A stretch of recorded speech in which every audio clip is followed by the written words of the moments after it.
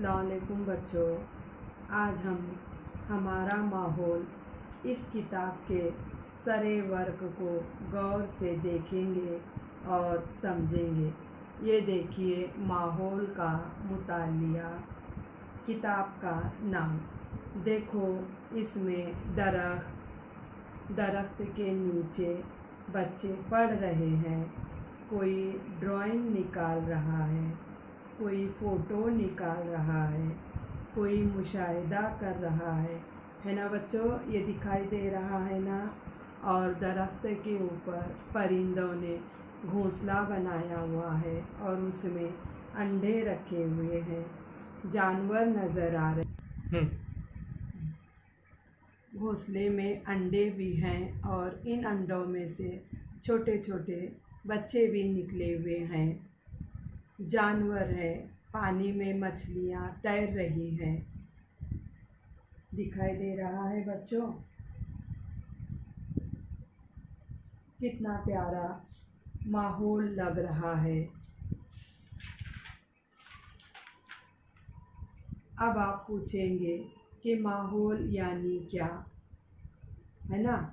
अपने अतराफ आँख बंद करके खोल कर देखने के बाद जो सारी चीज़ें नज़र आती है उसे माहौल कहते हैं।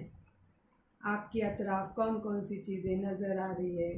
मिसाल के तौर पर पेड़ पौधे, जानवर, परिंदे, पानी, खिलौना, सामान वगैरह वगैरह।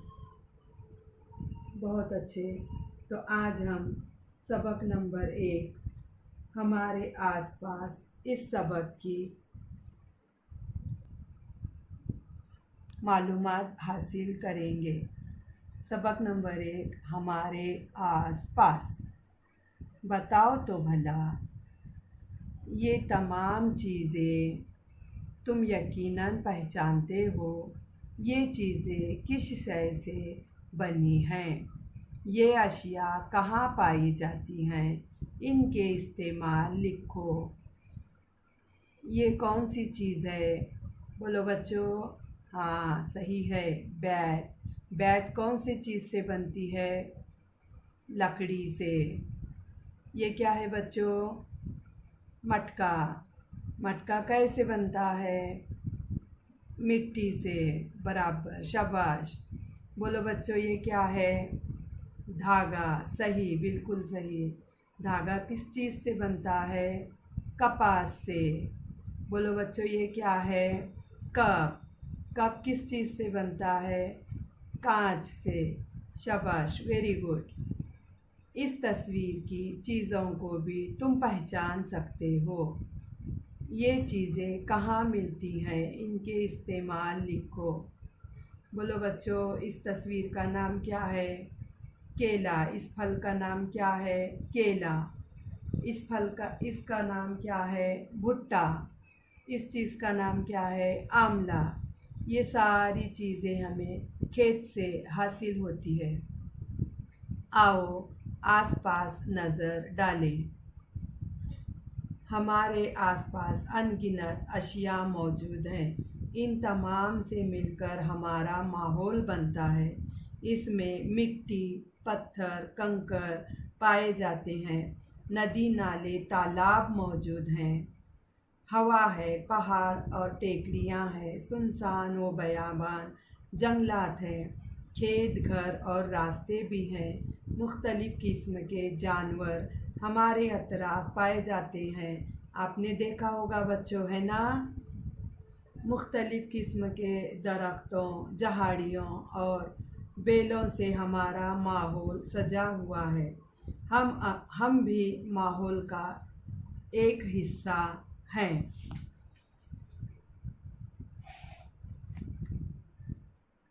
चिड़िया और रास्ते में पड़ा हुआ पत्थर। अब हम अपने माहौल में मौजूद एक पत्थर और एक चिड़िया का मवाजना करेंगे। पत्थर जहाँ है वहीं पड़ा रहेगा, उसे किसी ने उठा कर रखा तब ही इसकी जगह तब्दील होगी। पत्थर कुछ खाता नहीं, इसलिए इसकी बढ़ोतरी भी नहीं होगी। बढ़ोतरी यानी बढ़ना। पत्थर बच्चों को जन्म नहीं देता। जन्म यानी पैदाइश, पैदा नहीं करता किसी को। चिड़िया इससे मुख्तलिफ है। चिड़िया घोंसला बनाती है। घोंसला यानी अपना घर बनाती है। इसके लिए चिड़िया खुद इधर उधर जाती है। चिड़िया कीड़े और अनाज के दाने खाती है। इनको खाने से चिड़िया में बढ़ोतरी होती है। बढ़ोतरी यानी बढ़ते जाना। जिस तरह से छोटे बच्चे इंसान के झूले में होते हैं, बढ़ते बढ़ते बड़े होते हैं, इस तरह से चिड़िया की भी बढ़ोतरी होती जाती है। चिड़िया घोंसले में अंडे देती है। अंडों से बच्चे निकलते हैं। चिड़िया इनकी अच्छी तरह देखभाल करती है। चिड़िया और पत्थर के दरमियान में फ़र्क क्यों नज़र आता है? चिड़िया जानदार है और पत्थर बेजान है। जानदार यानी जिसमें जान होती है, बेजान यानी जिसके अंदर जान नहीं होती है। हमारे अतराफ पाई जाने वाली चीज़ों के दो गिरोह हैं, जानदार। देखो बच्चों, मैं फिर से आपको बताती हूँ, चिड़िया और पत्थर के दरमियान में फ़र्क क्यों नज़र आता है। चिड़िया जानदार है। जानदार यानी जिसमें जान होती है। और पत्थर बेजान है, यानी जिसमें जान नहीं होती है। हमारे अतराफ पाई जाने वाली चीज़ों के दो गिरोह हैं, जानदार चीज़ें और गैर जानदार चीज़ें। जानदारों के भी दो गिरोह होते हैं, नबातात और हैवानात।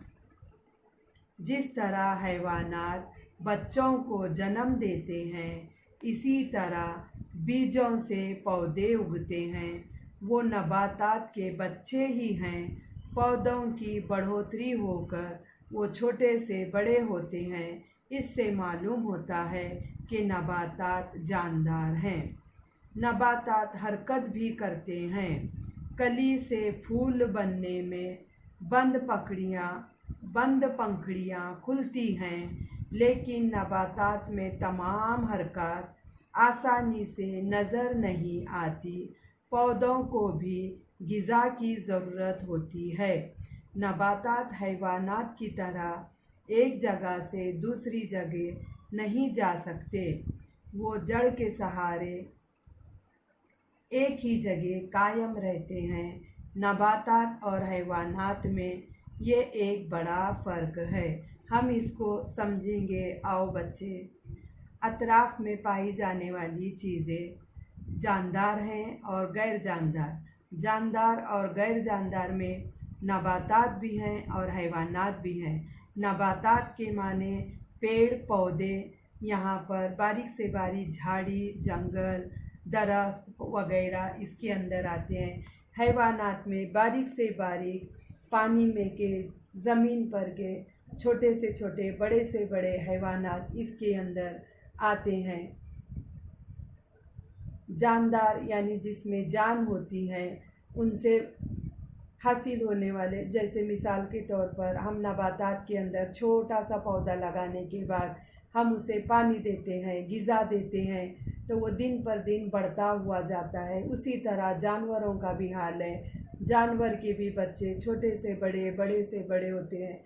वो खुद भी अपने बच्चों की देखभाल करते हैं, इसमें भी जान होती है। इसी तरह से इंसान के भी छोटे बच्चे होते हैं। इंसान बच्चा पैदा होने के बाद उसको बड़ा करता है, उसकी परवरिश होती है, बच्चा बढ़कर बड़ा होता है, जवान होता है।